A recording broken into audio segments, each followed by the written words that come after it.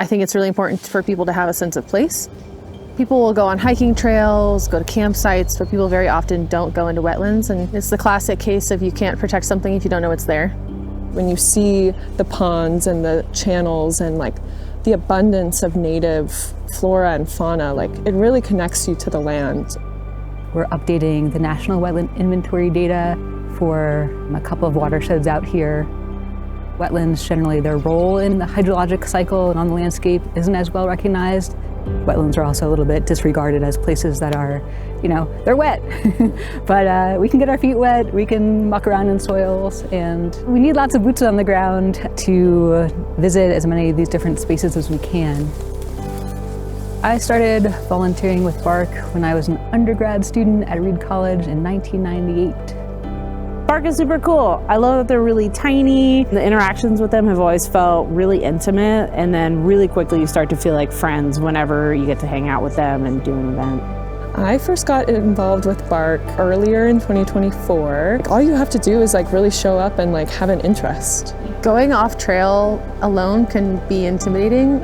I think just showing people, hey, it's not that scary, I promise. There's things that you can do to make it more comfortable. I can reach out to PSU and get waders to borrow. I have jackets for people to borrow. It can be a really accessible experience, especially with some help.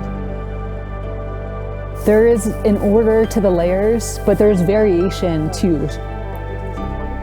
Here at Clackamas Lake, we're about to verify the wetland mapping that we've done in office that involves looking at each section to make sure that the things that we've mapped from aerial imagery map what we see on the ground. It's really special to get to go to this place where there's peat growing, and that's really important for sequestering carbon, and to know that we're doing it with someone who knows what they're doing feels really special. Look at that. Heck yeah, look at that. Nice, Kate.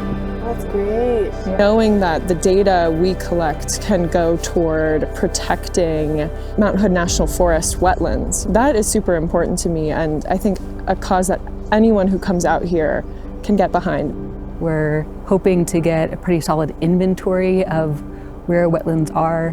To cover all that ground, we really need the help of volunteers. Wetlands are one of the ecosystems that is the most often taken advantage of. We need to know where wetlands are, what type of wetlands they are. It's really important from a protection standpoint for the wetlands, as well as from kind of a cultural, spiritual standpoint for the humans that you're putting in the wetlands.